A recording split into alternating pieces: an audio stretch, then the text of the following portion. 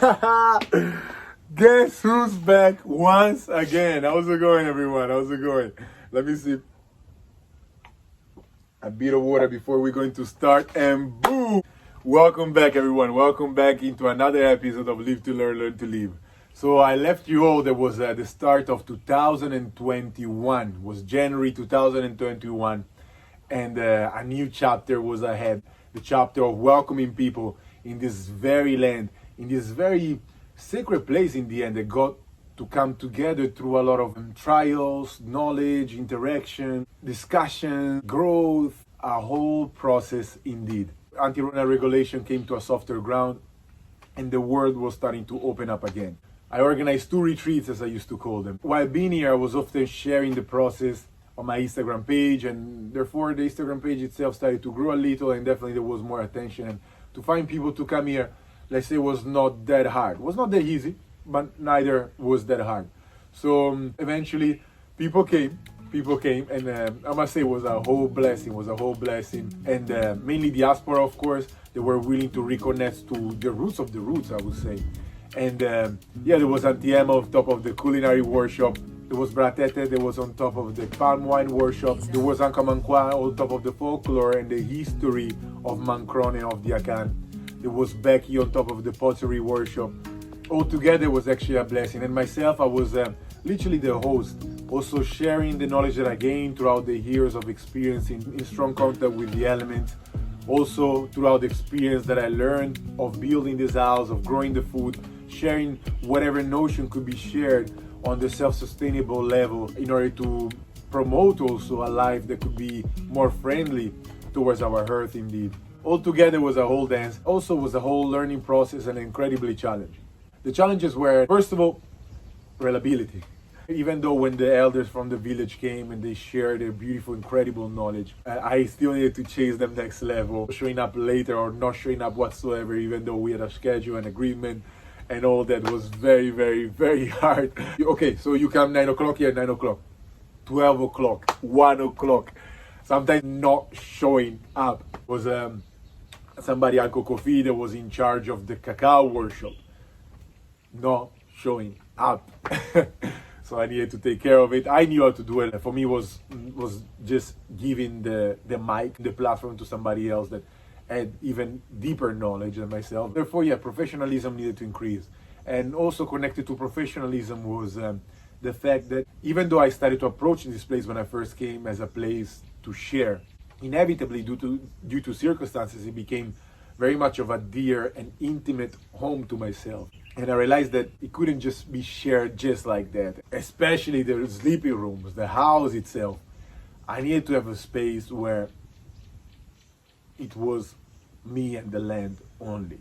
And this mixage was too much definitely for myself. It was nice because sharing also the house with somebody else creates also more of an intimate connection with random people, but most of the time they're still random people with their own ways of doing stuff, with their own ways of talking, of walking, of eating, of sleeping, of thinking. And also myself, I'm an individual with my own way of thinking, eating, walking, and doing things. Especially after these whole experiences, I was not necessarily functioning in the same way that people were functioning coming from a Western context. So long story short, I realized that it was very important for me to have my space, which of course makes a lot of sense. I was like, okay, let me just build some structures that can last just as long as the house, maybe a little bit tinier, a little bit cozier for the guests when they come. So just as myself, I would have my own space. Also themselves, they can have their own space. And then happened as I started thinking of that somebody from my Instagram page, a very kind woman,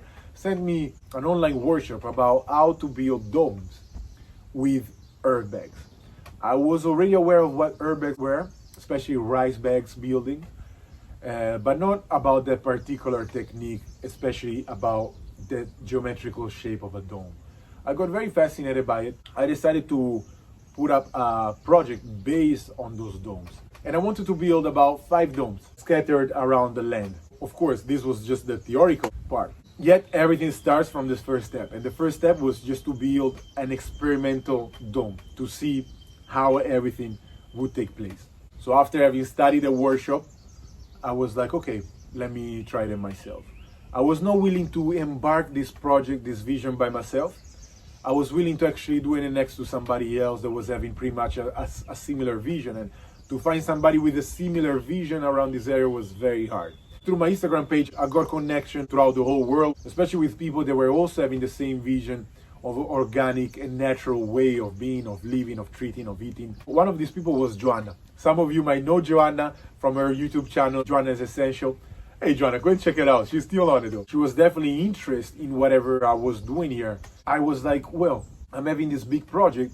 Why don't you come and actually be part of it? So next things I know, boom, she's here, and we're starting together to build the actual first experimental dome. And the whole process was a whole dance, was a whole vibe. Of course, was hard work, was incredibly hard work. I must say it was easier than the house because there was less, let's say, steps that we needed to go through in order to place up the walls and so on. But it was definitely a bit more rougher on a physical level, on a weightlifting level. But Joanna definitely handled it very much well. It was a whole vibe, was a whole dance once again, was a whole rhythm. And we took a week to come up with the structure itself. And then about another week to plaster it all, floor, the ground, everything. And eventually, boom, this very beautiful and cozy dome was just there, standing in this land as a new sleepy room. And it was so cozy. Inside was extremely fresh. Was very much of a vibe. After this process, I was like, okay, building this dome is definitely doable and is actually a very good technique that also recycles plastic that otherwise will get wasted. I felt it a very sustainable and beautiful way of building. I wanted to build 5 more of these domes, ideally bigger than whatever experiment we did. But of course, this was not something I could have done by myself. It was not something I could have done also with Joanna alone. We needed to have a group of people in order to actually build with. But before having people here, I needed to refurbish a bit of the structure of the land in order to accommodate all of us in a smoother way. I needed to move the kitchen from the open kitchen to this actual kitchen. And so a refurbishment took place. So I designed a whole different structure where one of the rooms would become my room and the other room would have become the dining hall, the kitchen. I designed it in a nice cozy way to smash in the walls in order to create windows, to bring more light inside, and Joanna also helped out. And the final result was a vibe, was a very beautiful, cozy dining hall. All until this time, of course, the water tank that became a ruin was still like a ruin. And I was collecting water literally from the roof of the house. I was collecting the water with buckets. And so that's why it also was better for me to get rid of all the grass that was not keeping the water so clean. Also by now I had a little tank, like 700-liter tank that could facilitate the collecting of water. So yeah, so we did a call out on social media to see who was interested in coming. We needed somebody with at least a minimum of experience because we needed to have a support in this, at least an experience in a rural context. And this little experience would bring such a huge amount of help that even though it was not necessarily in building or in Herbeck's building, was definitely enough in order to bring a sort of a work ethic and pace. And a bunch of people reached out for this position. And most of these people were coming from a Western context, mainly Europe, but also some in the States. And I was very incredibly shocked to see most of these people never ever even farmed or built or been in a rural context whatsoever. And that was very shocking to see where this modern world is leading us as a collective, very far away from our natural origin of being in contact with the soil. Like literally most of the people, the closer contact with the soil that they had was going to the parks or maybe going for hikes, yet so far away from a life that is grounded to earth. And it's understandable. This is the settings of these modern times. It's the setting of these modern cities that are going further and further from our origin, from our roots. We need to have about 6 people more, so about like 8 of us. But we found a couple of people, but the whole project itself was not doable with this number. I just instinctively redimensioned the whole project, and instead of going for other domes, still building very important structures. They were not sleepy rooms, but they were water collectors. During the heavy rains, a lot of streams are formed in the land, and the water just runs out of the land. So I wanted to actually collect this water so that water could be more abundant in the land. So the people came, and for roughly a month, I created this project, this swimming pond that I started with them. We were digging, and then eventually working with urbex in order to place it together, and also finishing up the toilet that we started during the retreat programs. So overall, it was a nice experience, also an incredible learning experience for myself. For the first time living kind of 24/7 with a group of people in this very land was such a new experience for me. I must say, when I first came here, there was always the thought of living in a sort of community. That one was for me, I believe, a little test to see how that could look like. I learned a lot about my own boundaries, actually. And also, I must say, after that experience, I was very much in urge to go back into my solitude. One thing about solitude is that it's rough. But in the meantime, once you feel how peaceful it is, it becomes quite hard to live with people. Long story short. Not that I was not willing, I was very willing, but after that experience was beautiful. I felt it, I embraced it, and then I was very willing to go back into my solitude and to re-embrace the harmony of this. So yeah, a long time came back, and by the time the rainy season came back, and I decided to invest into growing a next level garden. So far, I grew a lot of food that was like kind of seasonal, but I was willing right now to grow trees. Trees, I think, are one of the most impact crops that we can plant on our planet, because of course they can last for years. Some of them can last for hundreds of years, giving thousands of fruits and also thousands of seeds, feeding hundreds if not thousands of people for who knows how many decades of generations. So I think it's a very big statement, and I felt that I was grounded enough in this land in order to drop that statement. And I was really willing to create a forest that was providing food everywhere. Mangoes, avocados, neem, coconut, different types of mangoes, orange, lemon, lime, jackfruit, papaya, and then also dropping some more seasonal seeds as veggies, as okras again, as tomatoes, as pepper, as ginger, groundnuts, and a few other crops. So it didn't take long actually for them to start growing. The rainy season was actually very heavy and very beautiful, also because for the first time I could experience a rainy season while I was having a house, and that was so cozy. It was so cozy just to be here, and the rain was dropping. I was not necessarily soaking wet or surrounded by humidity. I was in a nice cozy place, hearing the sounds of the rain, seeing literally with my eyes the crop literally growing day after day. It grew so immensely that it didn't take me long before starting to harvest that huge okra, those groundnuts, the tomatoes, so many tomatoes. There was so much that I could even consume all of it. So generally I do 30%, of course, just goes down to the ground and feeds the living beings of this land, as microorganisms, as insects, as the chickens. And by the way, by this time also chickens were here, also sheep were here. So I brought also the farming level to the next point, mainly because their defecation give a lot of fertilizer to the land. So in order to also play more with the regenerative system. The tomatoes, for example, were so many that I needed to start to learn how to preserve them, because otherwise 70% that I wanted to consume myself was just getting spoiled. So with some of the tomatoes, I made tomato paste that I ate after a month. I dry some of these tomatoes and then place it under oil, and which can last for months, if not a year. I was eating some nice meals directly from the land, this time next level meals, like literally so satisfying meals.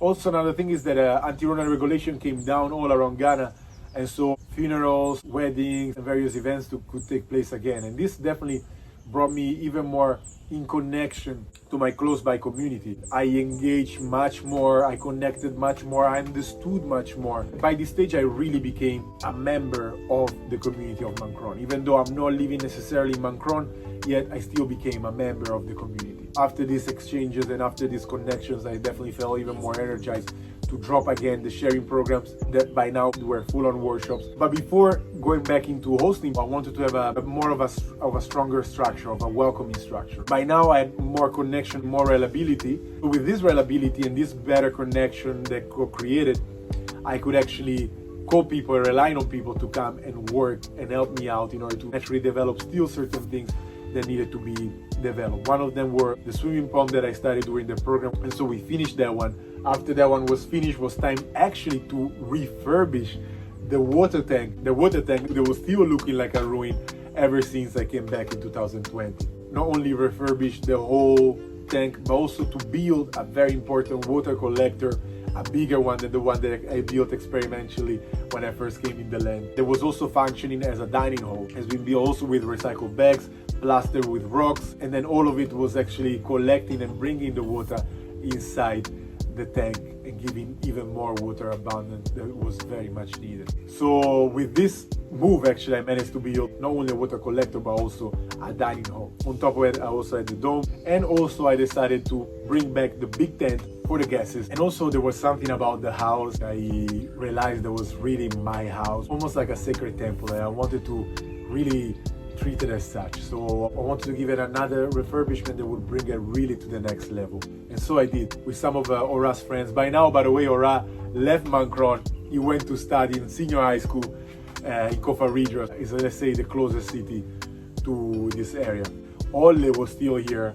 And so with him, a few other boys, we managed to create a sort of an after-school program. It was allowing them to preserving the ancient way, the ancient knowledge, while adding notion of permaculture, of recycling, also for them to gather in some money so that they could be self-supported, and also of course for the whole vibe as always. Together we refurbished the whole house. So we've made a natural paint with clay, sand and flour, also a natural plaster with rocks. Everything was designed by myself, of course, but the boys were definitely very willing to place their helps and improve their skills whenever they could. Eventually I finished it up by placing some shelves, by building a sofa, and the place was incredibly cozy.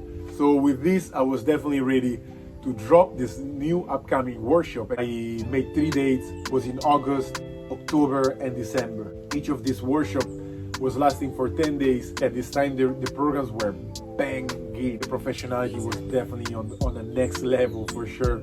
Auntie Emma was dropping, of course, her food still, but also her herbal medicine workshop that were like literally banging. Auntie Dora, which was the chief wife, was handling the pottery workshop, and she's been so professional and so good in teaching, like so many beautiful classes that she dropped. Myself sharing about natural building, that by then I was very much on top of my game, I must say. Also sharing about self-sustainable gardens and which crop can work in which ways, and how to produce also your own food from the crop that you're growing. And also the cacao workshop, I brought it to the next level. So here people generally having the knowledge from harvesting to beans. But as for me, I brought it further thanks to the experience that I had in Samoa with my Samoan family a long time ago. They taught me how to do cocoa Samoa, which is a cocoa drink. Through some experiences and trials here and there, I managed to transform the cocoa Samoa into a legit cocoa bar. A cocoa fruits into a bar with no machine, from scratch. It was a whole beautiful vibe that definitely we gained all a lot from. I guess the guests, they gain a lot from a lot of knowledge, and especially a lifetime experience. I remember also seeing guests leaving this land in tears, and I was like, wow, the power of this land is so incredible. Guests actually asking me if they could stay longer, and myself, definitely I gained a lot in exchange, in the human exchange. Also, Auntie Dora or Auntie Emma, as elderly women with this ancient knowledge, I believe they got completely re-empowered by their own skills, but literally they re-empowered themselves with their own skills by seeing also people from the West. Then of course everybody here generally would have the notion that the West is the best. And then they saw people coming from the West and learning from them.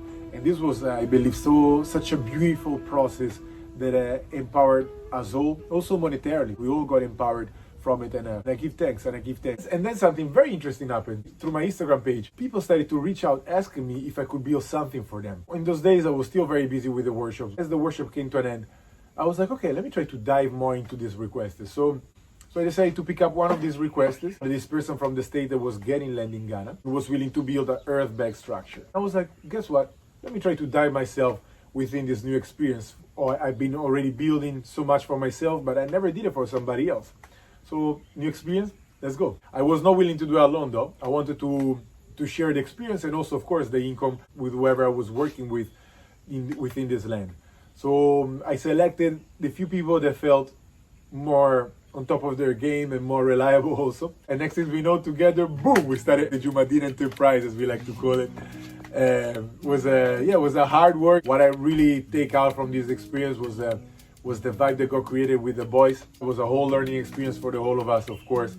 And yeah, it didn't take long in the end to build that little structure. I mean, it started as a tiny house, but eventually the person changed a few things. So it went a little bit off track. And I needed also myself to learn to detach from the outcome of the building, because it was not only connected to my thinking and my feelings over also the connection to the environment and what is really practical, what's doable, what's best, but also to the willingness of this person that sometimes we're not necessarily connected to the natural circumstances of the environment. I mean, it was a very little experience, very short experience also. It was more of a touch and go that eventually I believe has enriched the experiential luggage of all of us. The building structure was not far away from here, so it was of course still based in this beautiful land. I became more and more grounded within this reality. I started to feel such a oneness with this surrounding environment that went also beyond challenge, went also beyond relaxation. It became a beautiful, harmonious, vibrational reality that was going beyond everything. And then also a very tiny little school from Accra came here in order to give their students a day in nature, in order to reconnect to the roots, in order to learn how to work with clay, how to build naturally. So it was also a very beautiful blessing. It was so beautiful to witness, to see, to share this reality, this harmonious reality with the next upcoming generation, to let them know that there's also an alternative way of living this life that doesn't have to be polluted, doesn't have to be 9 to 5, doesn't have to be conventional, doesn't have to be black on white, and it doesn't have to be unethical. On top of it, the food kept on growing. The food kept on growing, and my knowledge, also my creativity expressed itself so much in here. You know, here the beauty about this natural environment is that everything can be made, everything can be created. Just as Leonardo da Vinci used to say, birds are made to fly. So is human mind, if it has the ability to form its wings. So this environment really allows the mind to take these wings, to take that flight, and creative in endless fields, from buildings, homes, water storages, bricks, natural clay fridges, aromatic oils, platforms, furnitures, potteries, and candles, even food processing food from scratch with no machine. We talk about making milk from raw peanuts, making soya milk from soybeans, making plantain flour from fresh plantain, going through all the process of drying it and eventually pounding it and having a beautiful tasty flour, also banana flour, to making nice sweet bread with sugarcane juice, smoothies, natural candies, jaggery, you name it. It really went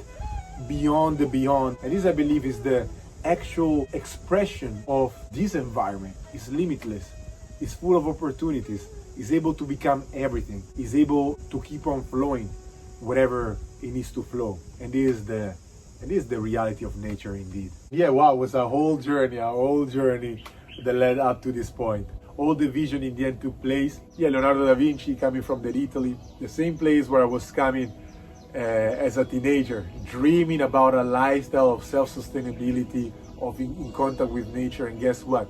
Now I'm 30 years old, 10 years passed. It's 2022 right now, and I'm actually living that life that I was once dreaming as a little kid, back in the conventional reality, thinking if this was possible or not, watching these people on documentaries able to survive in these beautiful realms of nature. And right now myself, I was not only able to survive, but also to thrive and to share it also with the rest of the world. And this was such a blessing.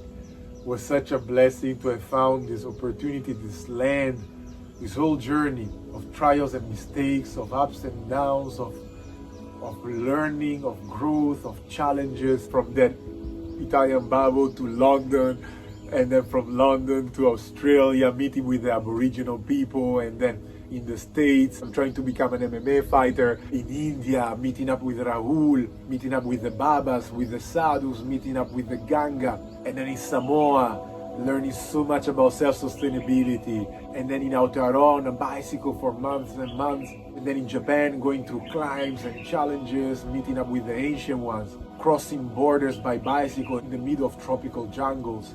and then in Kunu, in the home village of Nelson Mandela, and in Patagonia, up on the Rocky Mountains, like trying literally to survive, and then arriving here, digging and digging, looking for water, settling myself with a mosquito net, with a mosquito net and a tarp, feeding myself from the fruits from the land, and then building the whole structure, and then the house with the mensa, and then the first workshops, then the dome, then the refurbishment of the house, swimming pond, refurbishment of the water collector, and then new workshops, new sharing, more people, and the connection with the village, and the reliability that's been found, and the trees, and the food, and the self-sustainability.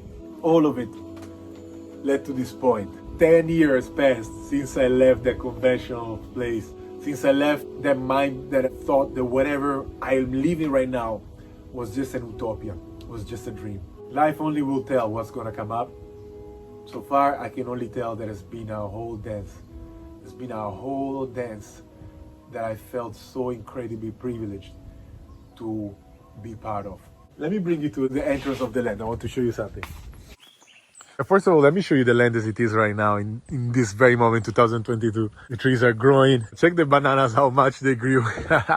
Check this out. Boom. It's sprouting nicely. Check this coconut. Aish. Here the cacao is just being fermented. Now it's drying. The chickens. Hey, the way they are misbehaving, you know. The avocado is growing. The neem. This is medicine, you know. Hey. Moringa in the building. And this is the very first tree that I planted when I came here in 2019. And I planted 6 trees. When I came after 6 months, most of them were gone, but one of them survived and was this one. And look at this one here, just now, finally sprouting its first fruits. Check this out, mango is coming. Mango is coming. Hey. But yeah, what I want to show you is actually this one. So, this one here is the very entrance of the land. Here are carved the name of my great-grandfather and my great-grandmother, Ochame Yawesiedu, Ebrani Ankor, and Enawongpe. And here there's a little poem translatable as, within the rhythm of Onyankopong, which in traditional Akana, Onyankopong will be the ultimate entity of life. Within the rhythm of Onyankopong, we are dancing. Within the spinning of Asaseya is considered as the Mother Earth. It's the spiritual entity of Mother Earth, which is a feminine energy. Within the spinning of Asaseya, we are breathing. And within the walk of our ancestors, we are learning. So once again, within the rhythm of Onyankopong, we are dancing. Within the spinning of Asaseya, we are breathing. Within the walk of our ancestors, we are learning. And with all of this reality has been created. I guess right now, my storytelling kind of come very much to an end. I believe all that I want to share, it has been shared. And maybe in upcoming weeks or months, I might work on some new content that I might share with you. I will see how everything will be. I will also check your requests if you want to see actual recipe or actually method of creating, of building, of natural food processing and so on. But up until this point, everything has been shared. And I hope that at least it can inspire some of you to actually walk on the path of self-sustainability, a path of unconventionalism, and especially a path of self-love. A path that inevitably will be connected to our Mother Earth. All right, everyone, take care. And yeah, don't forget to subscribe. Don't forget to turn on your notification. But just I hope that you will not forget to live your life. We often think, oh, yeah, tomorrow I'll do this, or next summer, or next season, or when Auntie Rona finishes. No, we're all gonna die. We don't know when. At least let's live this life until we can. Live as it's gonna be your last day, but learn as you're going to live forever. And I believe this is the main core of this whole journey for me. It's been a whole live to learn to live process indeed. The time to make the change is now. It's not tomorrow, it's now. And we as upcoming leading generation, we have the duty to become the change that we want to see and to leave the print for the next upcoming generation from where eventually they can bring it even further. So far, that's all. Sayonara, has been a pleasure. Medase, catch you later for real. Hey.